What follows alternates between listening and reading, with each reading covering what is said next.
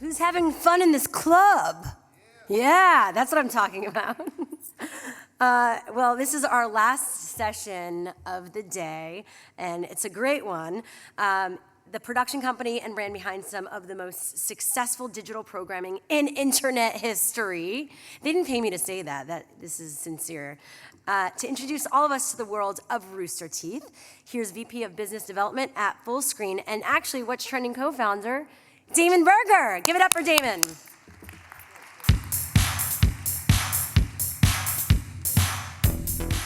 Thanks, everyone. I'm Damon Berger, and I'm the head of business development at Fullscreen. It's an honor to be at MIP TV, at the digital fronts, among so many other great companies.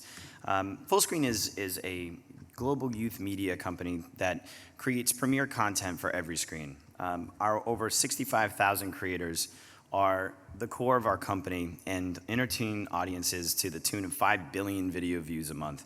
Entertaining the next generation, and today we couldn't be more excited to showcase our greatest creative partner and the premier content production company online, Rooster Teeth. Rooster Teeth creates hours of the best animation, reality, scripted, and live content anywhere for any screen from their studios in Austin, Texas. And what separates this content from a lot of the other great content we've seen at the conference is the fan base associated with it. In all of my years working in media, I've never seen a more passionate and engaged fan base than Rooster Teeth has. And it's really because they've fundamentally changed the conversation about the relationship between content creators and fans. Millions of people are waiting every day for the next Rooster Teeth show that they love to post online.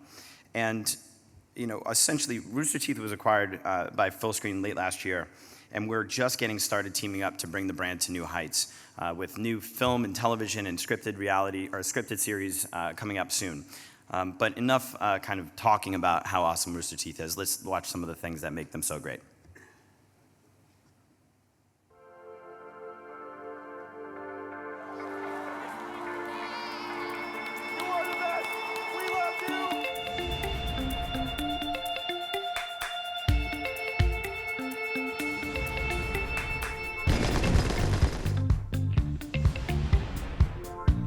Are you with me? Hell no!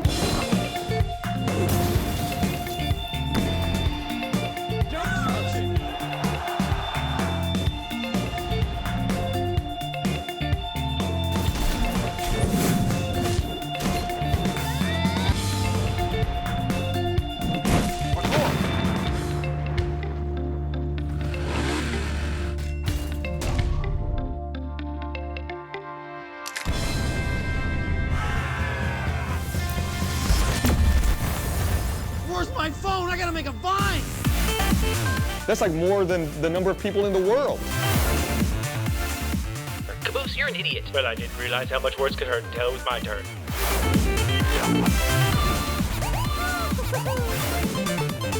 Hey, how's it going? Have a body in there? I wonder if that guy's gonna call the cops. Is that your first time wearing a cup? Yeah. Stress test.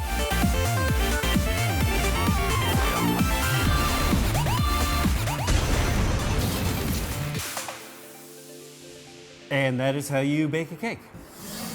Ladies and gentlemen, please put your hands together for the founder and creative director of Rooster Teeth, Mr. Bernie Burns.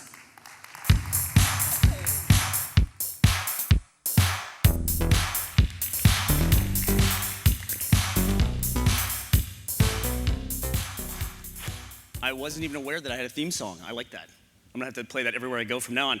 Good afternoon, everyone. My name is Bernie Burns, and as Damon said, I am the creative director and the founder of Rooster Teeth. And the founder part of that is very important because the history of Rooster Teeth matches the history of online video. We've been there since the very beginning. And I know that this is the very last session of the day, especially for a digital day. So you've probably heard all day long in every session today, all about big numbers, big view numbers, how to build audiences, how to be engaged, all of that. And so I won't bore you with a drill through all of that and an education session on that, but what I am gonna tell you is I'm gonna tell you about the ways that Rooster Teeth does that better than anyone else in this business because we've been doing it the longest. When we first started this, it was 2003. And going back even a little bit further before that, before Rooster Teeth started, I was a university student at the University of Texas. And I was there just a few years after Robert Rodriguez had been there, and he had written and produced El Mariachi, a $7,000 film that lit the independent film world on fire. So there was this idea that if you could just put together a really great project, you could get it out to people through the independent film scene of the 90s. So as a computer science technology student, I wanted to get into filmmaking. So I went down to the local student television station, and I met my production partner there, Matt Hoem. I said, I want to learn about making movies, but I don't want to sit in a classroom to do that. I figured the best way to do that is to make a movie. And by the time we're done, we'll know everything we need to know. And I don't know how I convinced him to do it, but he agreed. We spent a year of our life making our first project, which was a feature film, full-length 16mm film shot on film, cut on film. And we thought we were done. You know, we poured ourselves into this project. Every last bit of creative energy we had for 13 months went into it. And when we were done and we had a completed movie, we thought, that's it. That's the whole process. But we learned that that's not it at all. We had to go through the whole method of distribution which existed at the time, which was we had to go to a film festival. It's kind of a conference a lot like this, where a film festival, from a filmmaker's perspective, is I have to go, I have to take my movie, and I have to present it to a group of people, probably 5 or 6 people, who are the selection committee for that film festival. And I have to convince these 5 people to let me show my movie to a room about this size, about 300 people. And that's a very frustrating process for an artist. And that process takes as much energy, as I'm sure all of you are aware, as it does to actually make the show itself. So while we were doing all of that, I started producing small little videos to put on the internet. And in 2001, I made a viral parody of the Apple Switch ads at the time. And this was our first viral hit. I put it online, and the next day I got a call from Matt, my business partner. He was living in California at the time, and I live in Austin, Texas. And he said to me, hey, I just saw this thing on a desktop from a guy that I work with here in the office. It has Gus in it, that's our friend Gus there, and it sounds like something you would have written. And I said, yeah, I put that online yesterday at 5 o'clock. And that was a moment for us where the walls just fell down. We realized that we can make content and go directly to audiences. And there wasn't that selection committee. There wasn't that independent film festival in our way. There wasn't that theatrical distribution. Anybody who wanted to watch our content could. And we were off to the races from there. In 2003, we launched the landmark series Red vs. Blue. And Red vs. Blue was an instant overnight hit. And you gotta keep in mind, this is before anybody was really doing content online. There were some flash animation projects. There were, of course, the one-off viral hits like the cat falling off the roof. Those things existed. But when we started putting this show out, we had to educate people. We had to say, this is a series. There's an episode this week. There's going to be an episode next week, so come back and watch more of it. It was a game changer. It wasn't a game changer just for us. It was a game changer for online media as a whole. Red vs. Blue became such an influential project. It influenced and started the machinima movement, which some of you have probably heard about. This was the inspiration for all of that. And those first early days were such a great, fun startup time because we were producing a show and putting it out. The first episode that we put up, when it first went online, we had 3,000 viewers, except we didn't call them views back then, we called them hits, because we were measuring on a web page. And those 3,000 viewers shared it virally. A lot of times that meant via email. They were actually burning it to CD and handing it to their friends. Then we got linked on 3 of the biggest social media sites at the time, which were Bark, Slashdot, and MySpace. And by the time the next week rolled around and our second episode came out, we had 250,000 viewers on the second episode, and then by the end of the month, we were at 1 million viewers. And that was unheard of, because this was all before YouTube. There was no upload button. That did not exist. There was not this huge platform for watching video online. We were 3 years ahead of that. And so everything that we had to do to service this audience, we were blazing all of these trails on our own. And whenever we found something that worked, we held on to it. And that's important because ultimately the story of Rooster Teeth, what makes us special, is longevity. And our audience makes that possible. So how do we take things to the next level? More explosions, right? No. We take things to the next level by focusing on narrative content. This is one of the things that truly sets Rooster Teeth apart from everyone else. Even in the mid-2000s, when YouTube came on the scene, and there was lots of vlogging content and personality-driven content, that was not our core. That was not our passion. We did not engage in that. We decided to focus instead on making big franchises, typically based around a narrative, a scripted series that people could get invested in and immerse themselves in. Those early days were great too because that was our first conversation with the audience. We've learned over these years that media is no longer one-way communication. You have to be prepared to give back and forth. It has to be a two-way conversation. People who watch media now, they want access. They want to think that they can be part of the process. And so we've always engaged with our audience. Engagement leads to great things. Last year, we ran a crowdfunding campaign for our first feature film as Rooster Teeth. It's called Laser Team. We asked our audience, we said, we want to make this movie, and we want you to help us do it. We need you to get you on board with that. Our audience, because they were engaged, and because we were servicing them, and they knew we had great content, they showed up in droves. We met our goal for the movie, funded it in 24 hours. We raised $1 million in 40 hours, and then by the end of the campaign, we'd raised $2.5 million, and we broke the record for the most amount of money raised on the platform Indiegogo. We are the third highest crowdfunded movie of all time, and it's the #1 movie based on an original IP, something that's not a sequel or a reboot.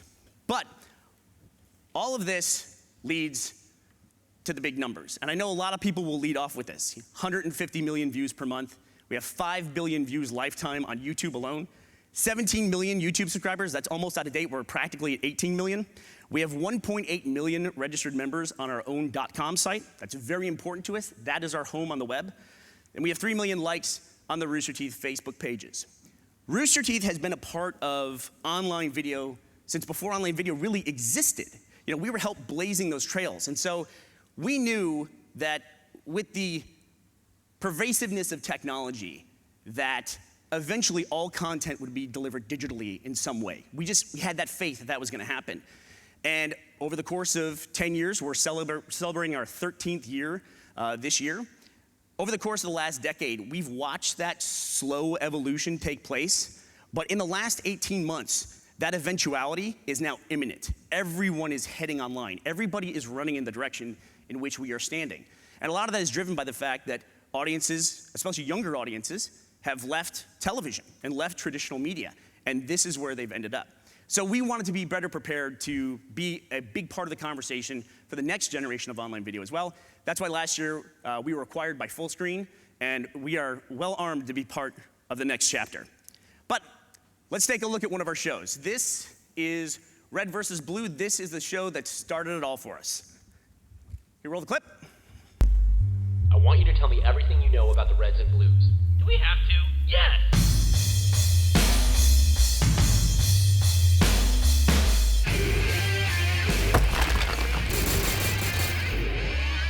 That was the worst driving of all time. Because that wasn't driving. That was flying and burning.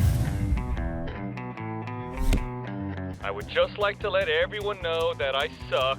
What is the UNSC motto? When in doubt, rev one out. I am going to break you. Hey guys, sorry you still suck. Turns out we suck too. At least we have something in common. Your intel. Initiate Delta Force. Tango and Cash. Are these orders or 80s action movies? Abracadabra, you're an idiot. Dear God, I hate you. That's the spirit.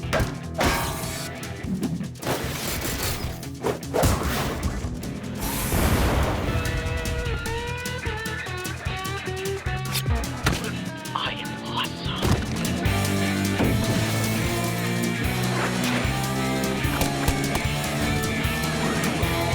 Just try and put that into words. Explosion.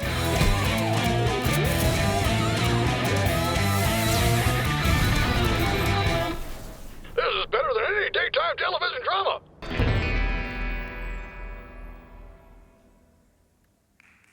Thank you. We're enormously proud of Red vs. Blue. I'm proud to say that Red vs. Blue is now the longest running web series in the history of the internet. On April 1st, which is our anniversary, we launched the 13th season of Red vs. Blue. It's actually the second longest running sci-fi show in the world, only behind Doctor Who. But we only have 30 years to catch up on there before we beat Doctor Who. Red vs. Blue, like I said, was a game changer in the industry. We've won a number of different awards, Webbies, IAW TV awards, just about every major award Red vs. Blue has been honored with at some point, at least online awards. And the success of the show has been the cornerstone of our company. We based our whole merchandise model on Red vs. Blue, our home video and digital distribution model. We have a worldwide footprint with Red vs. Blue. We have distribution deals on iTunes, on Netflix. We have done some localization through Xbox Live. Red vs. Blue is based on the enormously popular Xbox game Halo. It's a fully licensed product. Halo is a franchise that is a multi-billion-dollar franchise and drives the entire Xbox platform. But Red vs. Blue was also important for us for building our business on a creative level as well. We grow all of our productions organically, and that's important at Rooster Teeth because, like I said before, we started before anybody was really doing video online. The people who make these shows, we started making these shows because no one else was making shows like these, and we wanted to see them, so we made them. And that has led to an enormous amount of investment by our audience because we speak with a genuine voice, and Rooster Teeth is a brand that's trusted. So when we build new shows, we always take a look at what makes a show great. What takes Red vs. Blue to 13 seasons, to 250 episodes, 7 minutes average per episode. We've sold over 1 million DVDs. We have 10 hours plus of additional content. What led us to that? What made that show great? What was it that the audience loved about it? And then when we're developing a new show, we want to build on that audience, but still expand. So we want to service the audience, but find a way to grow it as well. And usually what we do is we take an organic look at Red vs. Blue, which is an animated sci-fi fantasy comedy. And then we make a new show like RWBY, which is our new anime series. It's an animated sci-fi fantasy action piece. This is a series based on intense fight choreography, a robust world, and in its first 2 seasons, it's been an enormous hit. Why don't you take a look at it? I'll come back and tell you a little bit more about RWBY. Legends. We are remnants of a forgotten past. Something big is happening and no one is doing anything about it. Look around, kid. I've got this town running scared. There will be no victory in strength. But perhaps victory is in the simpler things that you've long forgotten. Things that require a smaller, more honest soul. Okay, so that's the tone we're going for. Got it. Ruby Rose. What is an adorable girl such as yourself doing at a school designed to train warriors? I want to be a huntress. You want to slay monsters? More than anything. Well, okay. Oh, I can't believe my baby sister's going to Beacon with me. Please stop. So, what's your name? Blake. I'm Weiss. Jean. Pyrrha. Ren. Nora! Do you honestly believe your children can win a war? I hope they never have to. I couldn't take it, couldn't take it. There another day without you with it. All of the joy that I had known throughout my life was stripped away from me the minute that you died. We're supposed to be the defenders of the world. And they will be, but right now they're still children. So why not let them play the part? It isn't a role they'll have forever.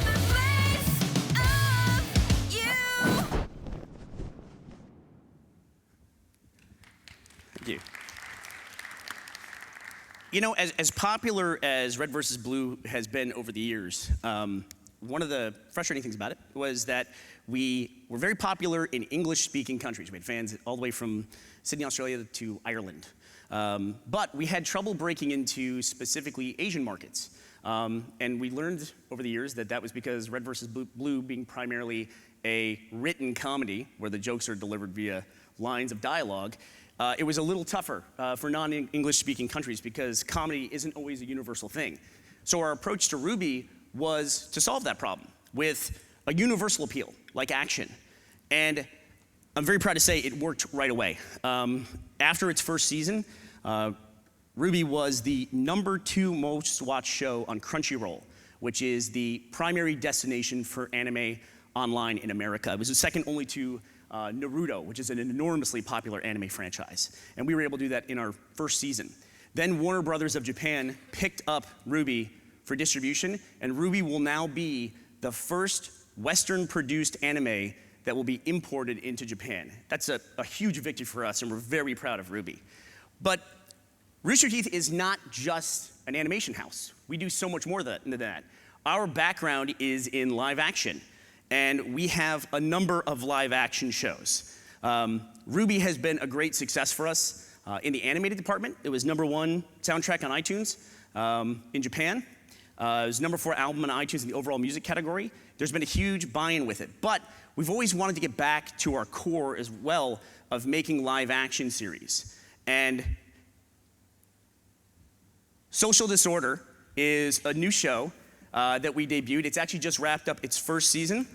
It was a show that was pitched to me by one of our internal producers, and I loved it because it's a prank show, but it's not a typical one. I always want our people to stretch and make unique content. Just don't try to fill in a template for what's online. And so they added a gaming component to a prank show where the hosts of the show compete for points in order to do things in public situations. Why don't we take a look at Social Disorder? Chris, I think I'm dressed in a manner that makes it hard for people to want to help me. Excuse me, sir. You think you can help me carry this down to the parking meter? It's got body in it? No. Thank you. What you got in there? Oh, just a bunch of antiques. I think this is good. Okay, great. Thank you. Yeah. Hey, actually, can I get a ride? Yeah.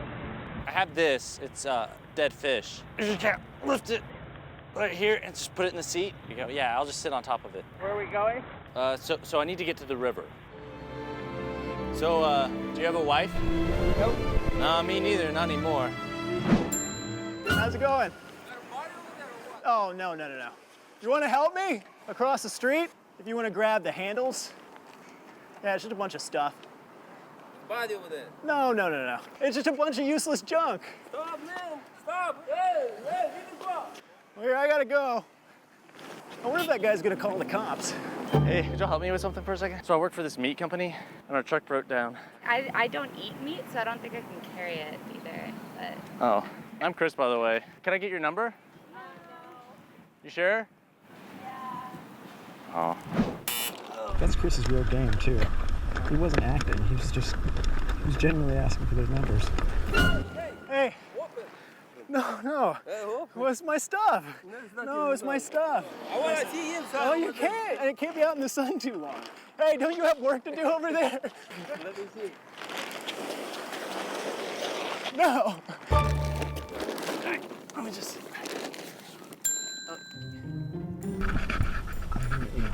That was so heavy. How can it float? I don't know how it's floating. It shouldn't be floating at all. It's not good. So, hey, sir, could you do me a favor? Would you mind holding that and then taking it out a little bit? You bastard! Oh, shit. Hey, you're that guy in the red shirt.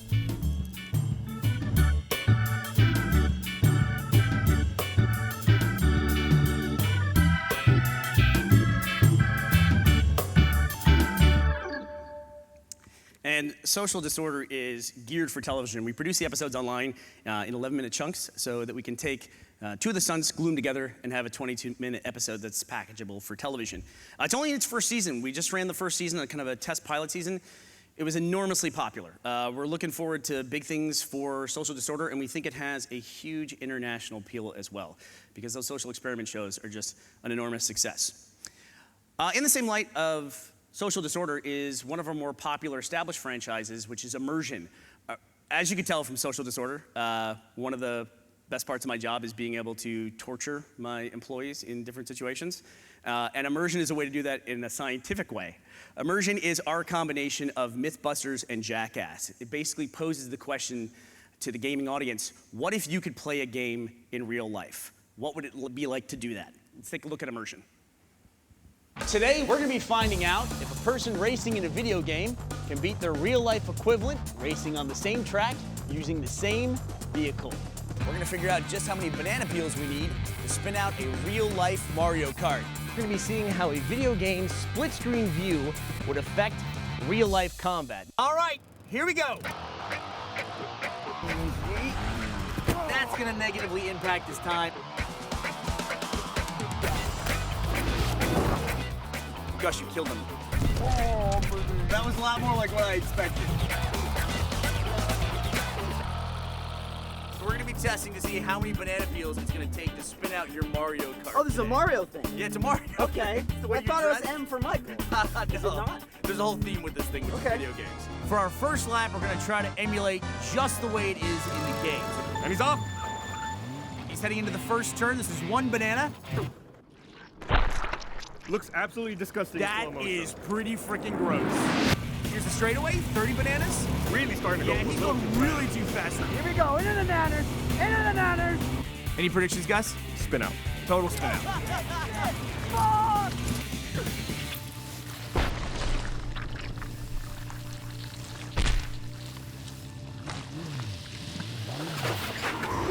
Looks like it. Spin out. All right. I told you. All right, well, let's go over what we learned today. We basically learned that Nintendo is, well, they're basically a bunch of liars. Well, join us next time on Immersion when Michael will probably break some other part of his body, if we're lucky.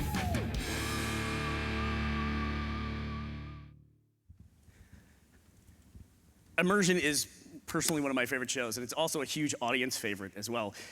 We're just about to start production on our 3rd season of Immersion, and a lot like Social Disorder, it is shot in 11-minute chunks, so they can be put together as a 22-minute packageable episode as well.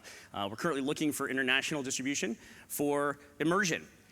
Now, I've been over the 12-year history of Rooster Teeth today, but the last 12 months, the biggest story for Rooster Teeth has been our feature film, Laser Team, which we crowdfunded last year.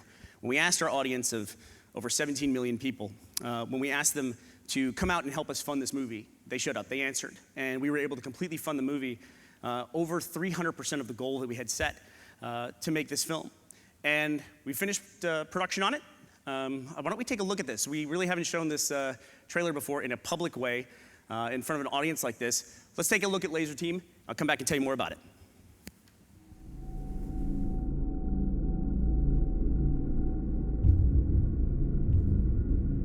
In 1977, a signal was received. It is the only recorded incident of alien contact. The source of the transmission has never been revealed. Until now.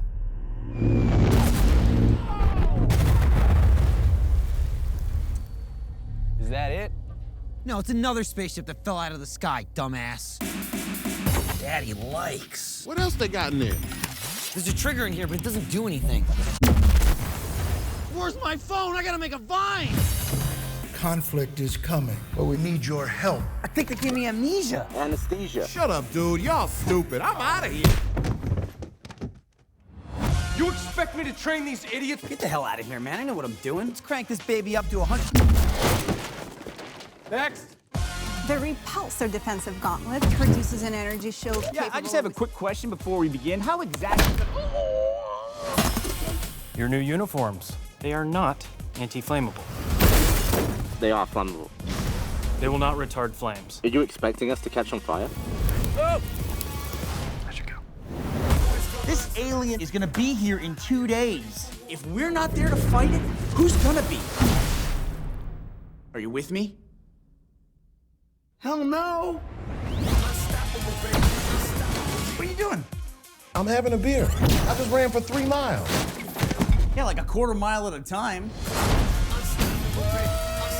We're actually working together. If anything comes at you, I will block it. Why the hell are we Laser Team anyway? Because I have a laser. Yeah, but the rest of us don't. Right, you're the team part. Nobody cares about your stupid name.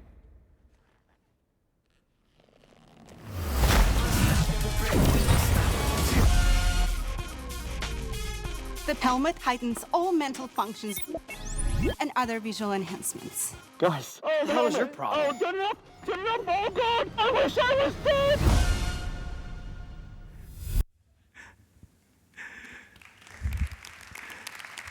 I went one too far.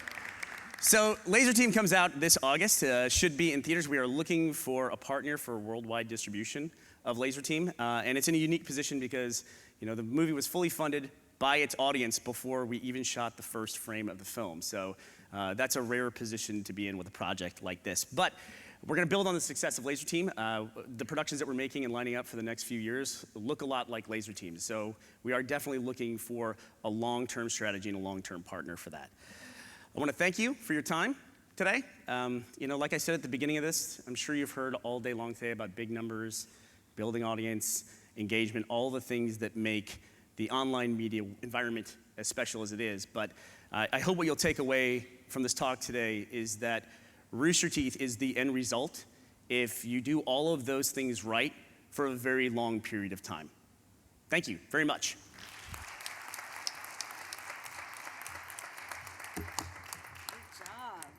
That is so awesome. I'm so excited for Laser Team.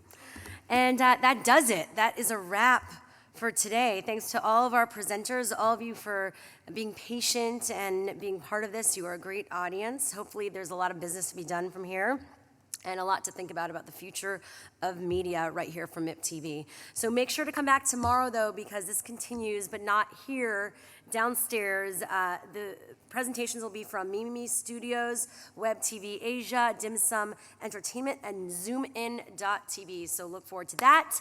And I'm at Shira Lazar. You can check us out at whatstrending.com again and youtube.com/whatstrending. Follow us on Twitter, too, at What's Trending. Have a great evening, everyone. Thank you.